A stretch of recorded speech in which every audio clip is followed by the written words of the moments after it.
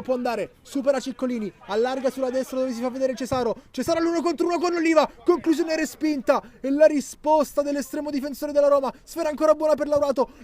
col mancino che si infila nell'angolino basso, 1-0 per la Pisana dopo 3 minuti di gioco, il gol di Laurato che ha ribadito in rete dopo una grande risposta di Goletti, in vantaggio gli ospiti dunque alla Stella Azzurra.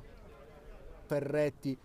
rientra verso il centro, scambia, ottiene l'1-2 da Laurato, poi prova a restituirgli la sfera, Laurato al limite dell'area, supera un avversario, piazza il destro, bellissimo gol quello di Matteo Laurato che chiude la gara, 7-2 per la Pisana che domina e dilaga alla Stella Azzurra contro la Roma, si porta a